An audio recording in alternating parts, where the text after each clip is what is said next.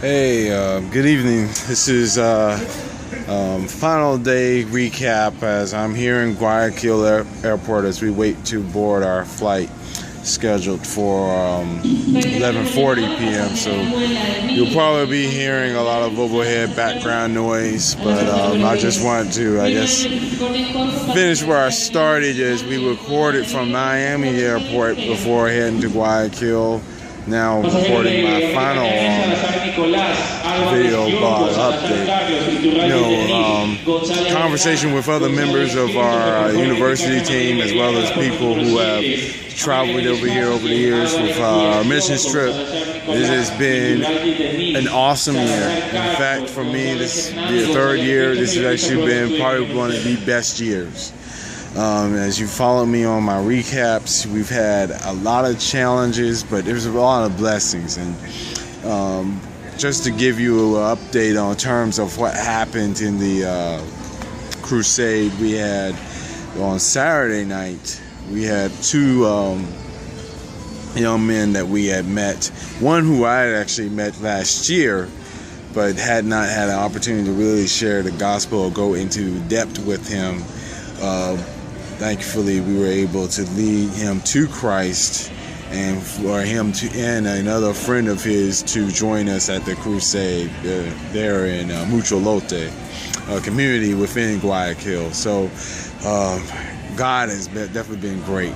And to see these two young men who had a passion and then now a desire to get to know the Lord, we've made connections, we prayed over them, and we're going to be just continuing to pray in terms of the encouragement that they find a local body of like-minded believers, a Bible teaching church who can get them connected in terms of understanding and growing in who God is.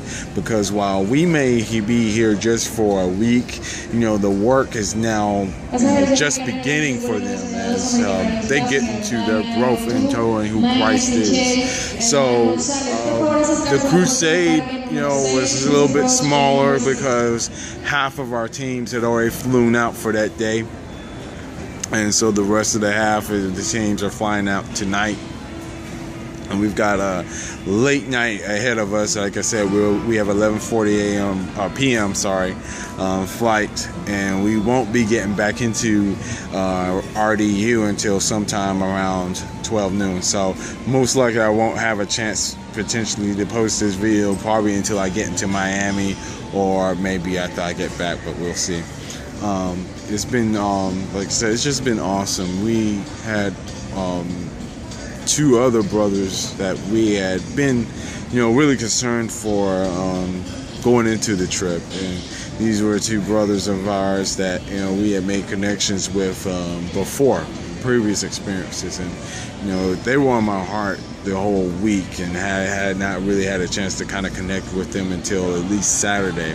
So today, now being Sunday, we were able to connect with these two brothers in terms of just rekindling the relationship and reconfirming their relationship with Christ, but also addressing kind of misunderstandings in terms of God's word and where we are in terms of believers.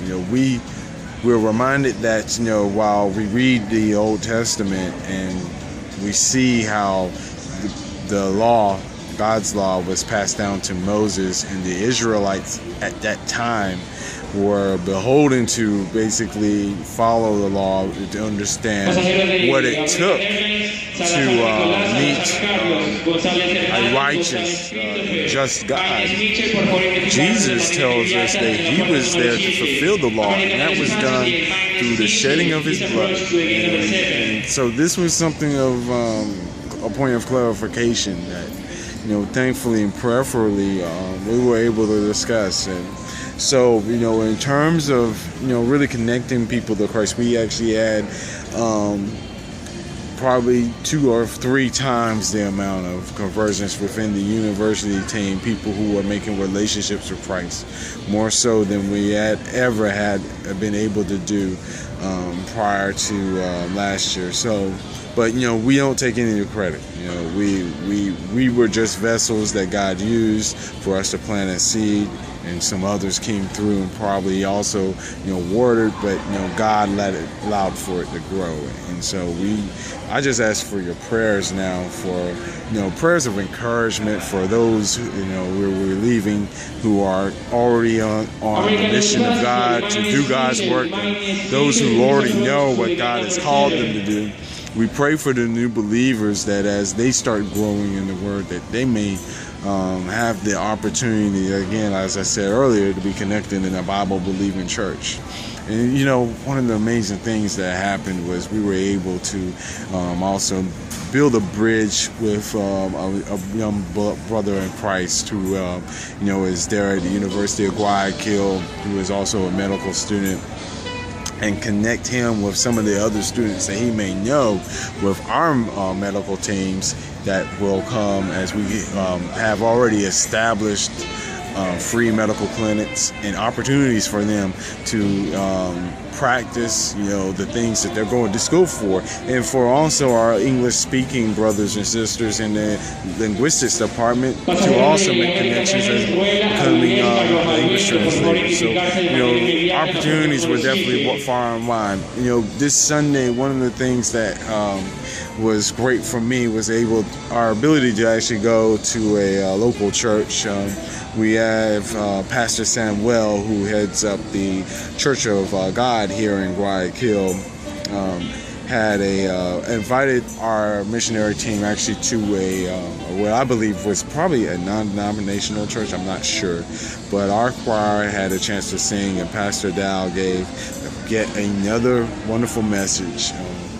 And we had, as a group, at least I would say probably the majority of the remaining members of this mission trip, there in attendance. It was actually one of the largest churches that it was the largest church I've gone to here in Guayaquil. In fact, the church was probably a little bit nicer than most, even back home. So, but that's evidence of what God has been doing. But Pastor Dow gave the call to invitation, and we had such a flood of people come up forward to give their lives to Christ. And again, as I say all the time, we share with them and we pray with them, but then we also need to still be in prayer for them as they make that next step, that they continue to grow from babes in Christ, but growing a desire just to know Christ, just to know God, a desire to do what He has called us to do. And the desire to also read our word so that we will know truth from false doctrine.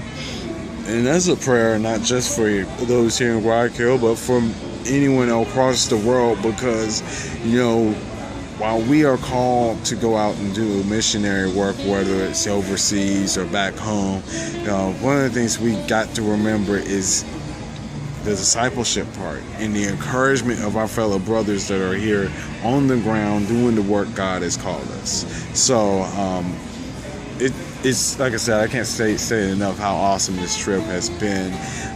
We've got, thankfully, all of my team here. I stand as a flight captain, ensuring that a small group of 12 out of maybe 65 travelers on our plane get back home safely. And I just ask that you continue to pray for us even after this trip. As it's easy to be excited and have a zeal for what God is doing while we're on mission. But our mission doesn't end just because the missionary trip ended. It carries on. As you can see, the beard has grown a little bit.